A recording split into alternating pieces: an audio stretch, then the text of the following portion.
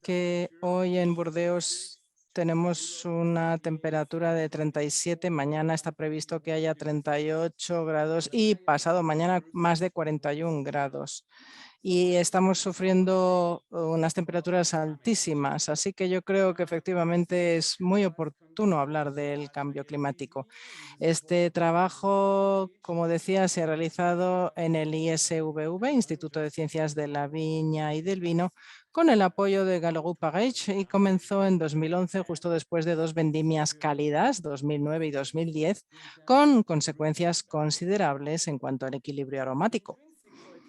De hecho, la calidad intrínseca del vino está muy fuertemente correlacionada con la composición de sus compuestos volátiles implicados en la complejidad de ciertos matices del vino. Hoy en día está ampliamente aceptado que el efecto macroscópico del cambio climático modifica las condiciones ambientales de la viticultura a escala local en todos los viñedos del mundo.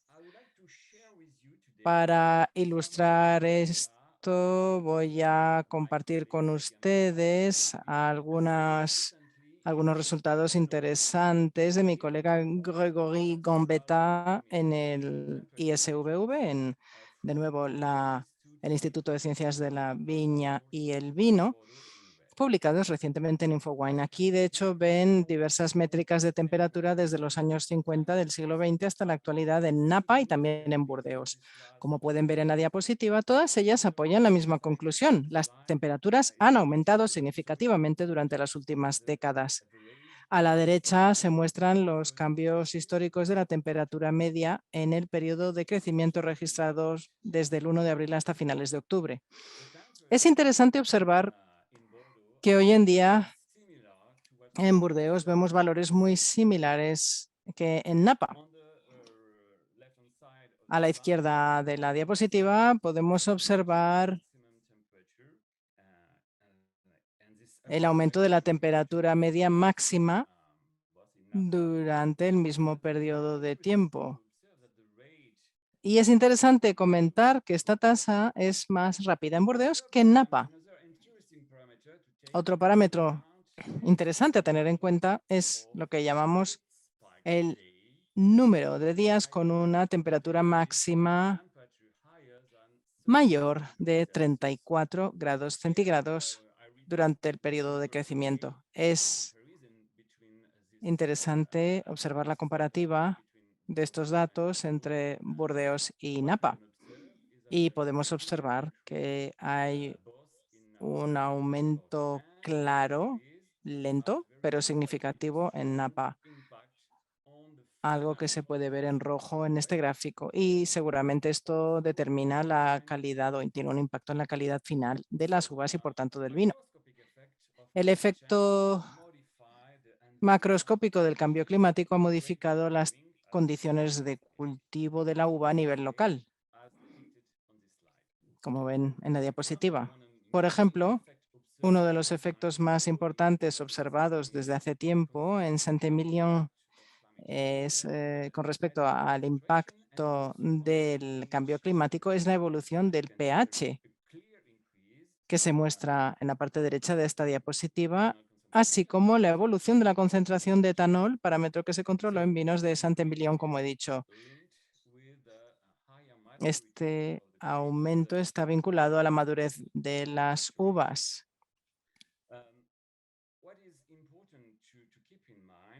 Es importante recordar que la maduración tiene un impacto muy fuerte en el aroma del vino tinto joven, desde pimiento verde a grosella negra, arándano, higos o ciruelas.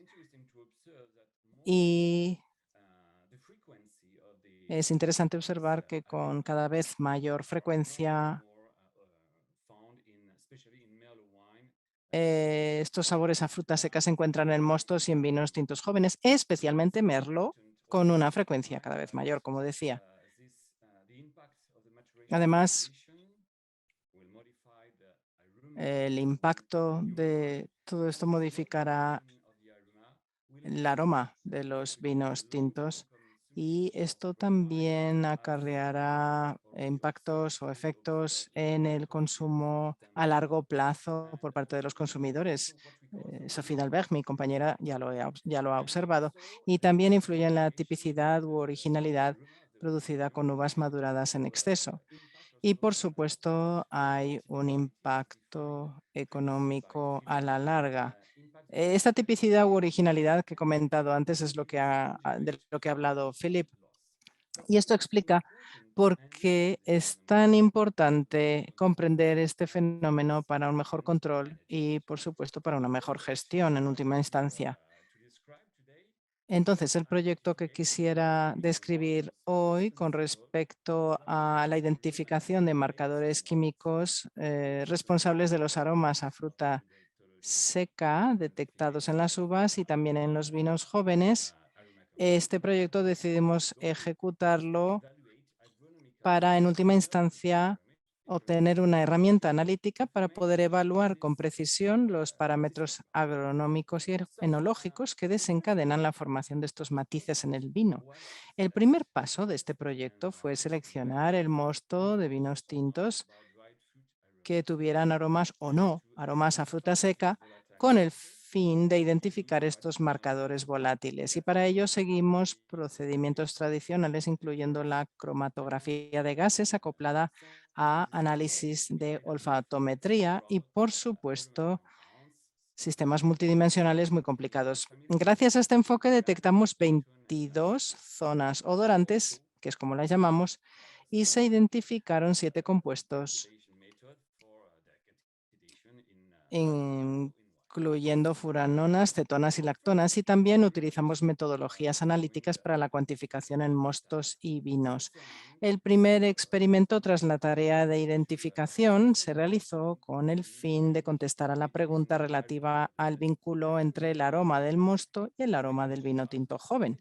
La pregunta era si el aroma del vino se podía determinar gracias al análisis del mosto.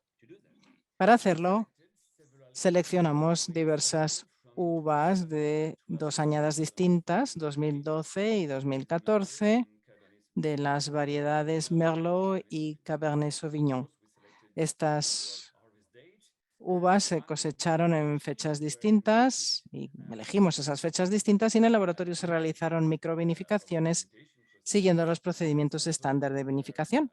Una vez que finalizaron la fermentación alcohólica y la maloláctica, se llevaron a cabo análisis sensoriales del mosto y del vino en el laboratorio y se eligió un panel profesional de jueces al que se pidió que evaluara la intensidad de varios descriptores, incluyendo la intensidad de aromas vegetales y de pimiento, así como la intensidad de aroma a fruta fresca y la intensidad de sabores a fruta seca cocinados.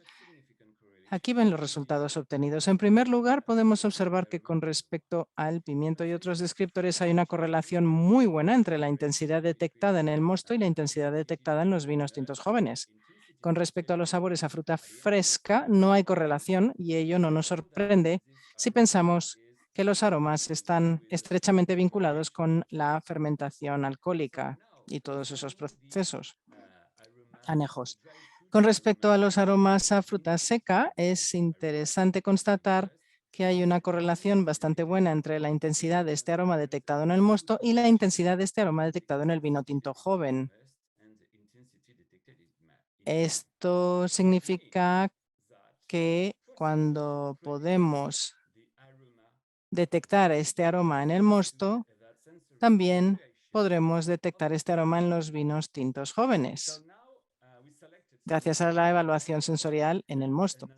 Significa también que si somos capaces de identificar los compuestos químicos clave asociados con estos aromas en el mosto, podremos predecir el aroma en el vino tinto joven. Ahora me propongo mostrarles algunos resultados con respecto a la distribución de 2 marcadores químicos de la madurez. Estos 2 compuestos que voy a mostrarles, esos 2 marcadores químicos de la madurez, son la el furaniol, que recuerda al caramelo de fresa, y la gamma-nonalactona, que recuerda al melocotón cocinado. Aquí en España, los orejones, que conocen todos ustedes. Recuerden que esta muestra procede de los experimentos de microvinificación descritos anteriormente con uvas vendimiadas en el momento de su madurez y también maduradas en exceso, marcadas o no por aromas a frutas secas. Cuando observamos la distribución de este compuesto en el mosto, se detectaron ambos en niveles bajos, es decir, por debajo de su umbral de detección. La concentración de furaniol fue mayor en las muestras maduradas en exceso, lo ven en la parte izquierda de la diapositiva. Por el contrario, se detectaron concentraciones muy altas de furaniol y de gamma nonalactona más altas que su umbral individual de detección. Vemos que hay un vínculo muy preciso, muy estrecho entre lo que, gracias a experimentos psicofísicos, se puede vincular con la contribución sensorial de estos compuestos. Para ello, al mismo vino joven se le añadieron estos compuestos aromáticos de manera individual o en mezclas. Entonces, la pregunta es, gracias a la cuantificación de este compuesto, ¿podemos imitar el aroma de un vino tinto elaborado con uvas maduradas en exceso? Ya que podemos observar que cuando se añaden estos compuestos a un vino joven, tinto, joven, no marcado por aromas a frutas secas, somos capaces de aumentar la intensidad de ese aroma. Entonces, lo dicho, ¿podemos imitar el aroma de un vino tinto elaborado con frutas maduradas en exceso?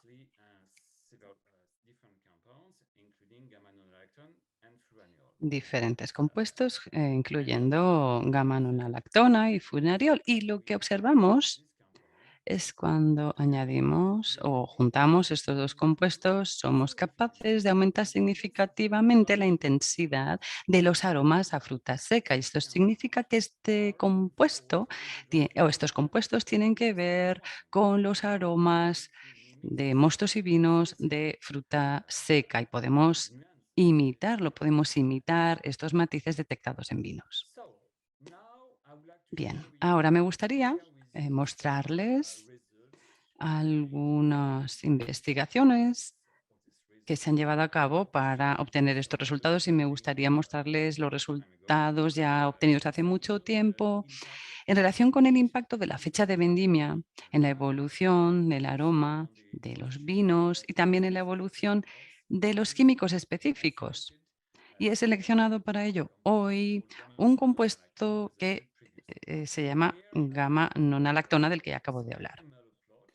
Se llevó a cabo en una parcela de Merlot y la vendimia fue de diferentes fechas. En esta diapositiva se puede observar que no hay una gran diferencia en relación con reducción de azúcar, el pH, la acidez total y el ácido málico. Y esto significa que gracias a la cuantificación de estos parámetros analíticos no éramos capaces de discriminar, de diferenciar el impacto de la fecha de vendimia en la composición de los mostos y finalmente en el vino.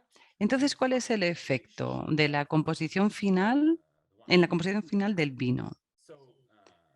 Pues las uvas se vendimiaron y después del proceso de vinificación y fermentación se evaluó, se analizaron estos vinos y observamos un efecto muy claro de la fecha de vendimia, una reducción de la intensidad del carácter vegetal y a la vez un aumento de la intensidad de los aromas a fruta seca. Cuando determinamos la gamma nonalactona, observamos que hay un claro efecto de la fecha de vendimia en la gamma nonalactona detectada específicamente en los vinos. Esto significa que, como hemos descrito anteriormente, este compuesto es un marcador bastante bueno del impacto de la fecha de vendimia y de la madurez de las uvas. Es importante recordar que hicimos el mismo experimento con Cabernet Sauvignon y observamos exactamente los mismos resultados. Pero lo que es muy interesante es que la concentración al final obtenida finalmente era muy baja en comparación con la que se había obtenido en Merlot. Y veremos después cómo ocurrió este fenómeno de la sobremadurez. En las siguientes 3 diapositivas me gustaría compartir con ustedes algunos resultados relacionados con la distribución de este compuesto en vinos envejecidos. Sabemos que la madurez tiene un efecto en la concentración de este compuesto en vino joven. Entonces, ¿cómo funciona durante el envejecimiento? Entonces, determinamos este compuesto aquí en dos parcelas en el Pomerol, en el área de Burdeos, la Landa y de Pomerol. Y se ve que la concentración en general es bastante baja, por debajo del umbral de detección, unos 26 microgramos por litro, excepto en dos vendimias, en 2003, con concentraciones muy altas de 73 o más de 100 microgramos por litro. Esto no es muy habitual y es que en Burdeos 2003 fue un año muy caluroso, no seco, pero muy caluroso. Hicimos lo mismo, pero con unas muestras de vino del Valle de Napa, donde el clima es completamente diferente al de Burdeos.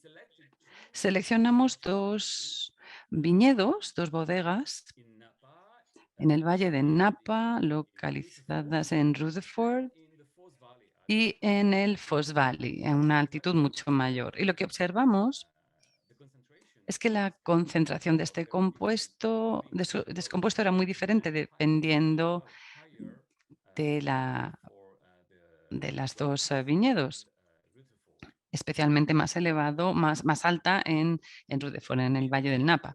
Esto significa que muy probablemente había un efecto de la altitud, la condición climática, y muy probablemente también un efecto de la fecha de vendimia en el aroma del vino Merlot y de la composición de los compuestos del aroma del vino Merlot.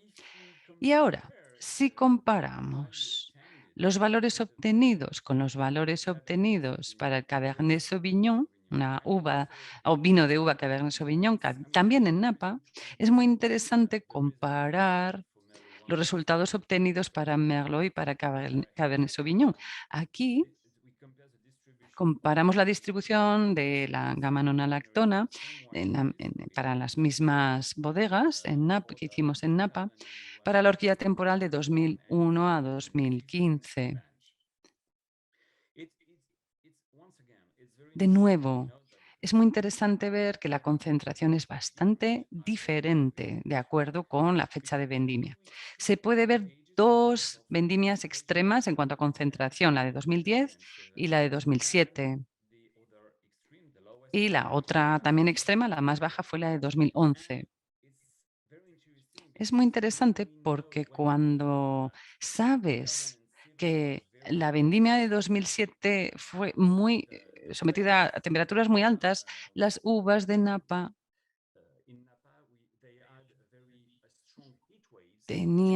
sufrieron unas olas de calor muy fuertes 2 semanas antes de la vendimia y esto explica la más elevada concentración observada. Y por el contrario, en 2011 fue una vendimia también poco frecuente porque fue muy húmeda, no fría, pero no tan cálida. Y así se pueden observar concentraciones muy bajas de este compuesto. Por tanto, la gamma nonalactona, a fin de cuentas, es un marcador de la madurez de la uva, es un marcador del estrés climático o climatológico. Para esto estudiamos el impacto de la deshidratación y de la luz ultravioleta en la formación de gamma-nolactona en las uvas de Merlot y de Cabernet Sauvignon. Y realizamos este experimento en un laboratorio con temperatura controlada y humedad relativa controlada. Aquí observamos cómo para los mostos, cuando las uvas están deshidratadas, se puede observar un pequeño aumento de gamma-nonalactona en Merlot, pero nada en absoluto, o prácticamente nada para el Cabernet Sauvignon.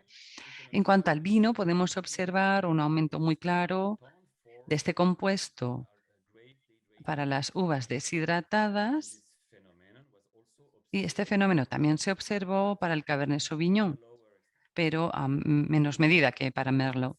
Esto significa que Merlot es más sensible en comparación con la Cabernet Sauvignon, y significa que es capaz de contener mayores niveles de nonalactona que el Cabernet. Y además se ve que esto es congruente con lo observado en los viñedos, tanto en Burdeos como en Napa.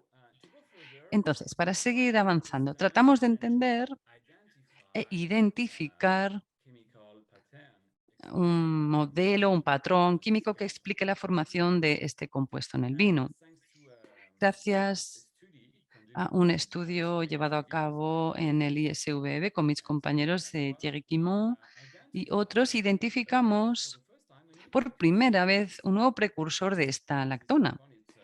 Este compuesto se llama 4-oxononanoico, ácido 4-oxononanoico. Y lo interesante, se ve aquí en verde, es que durante la vinificación hay también un aumento de la concentración de gamma-nonalactona, que aquí se ve en verde. Y esto se confirmó con una investigación utilizando gamma-nonalactona etiquetada y el precursor etiquetado del ácido 4-oxononanoico. Y se vio que había un vínculo directo entre estos dos compuestos y de la Saccharomyces de la cerveza. Y ahora la pregunta sería si hay o si es posible identificar el vínculo entre las concentraciones de este precursor detectado en el mosto y la concentración de la gamma nonalactona en el vino. Y demostramos esto gracias a la cuantificación de este componente en varios mostos. Después de la fermentación alcohólica se puede ver que hay un vínculo bastante claro entre estos dos parámetros. Esto significa que para el ácido oxononanoico se puede entender que es un precursor muy claro de la gamma nonalactona. Al final, a fin de cuentas, se puede, por tanto, predecir el aroma del vino joven y del vino viejo gracias al análisis de este compuesto directamente en el mosto. Para concluir esta presentación, ahora ya sabemos que contamos con una serie de compuestos clave, marcadores de los aromas de fruta seca en mostos y vinos tintos. Demostramos que la fecha de vendimia tiene un efecto muy fuerte en el aroma y, por tanto, también finalmente la composición de los mostos y vinos. Nuestra investigación puede ayudar al vinicultor porque, de hecho, es capaz de modular el impacto de las condiciones climáticas en la calidad de los vinos gracias a la cuantificación de este compuesto o de estos compuestos específicos. A fin de cuentas, es posible que el vinicultor prediga parte del aroma del vino joven y también de los vinos envejecidos, de los tintos envejecidos, gracias a esta prueba de los componentes o a la distribución de estos componentes clave específicos en mostos. Y creo que es importante que este estudio contribuya a la selección de nuevas variedades más resistentes a la sequía y a la temperatura, con menor capacidad para producir compuestos relacionados con los aromas de fruta seca. Bien, muchísimas gracias.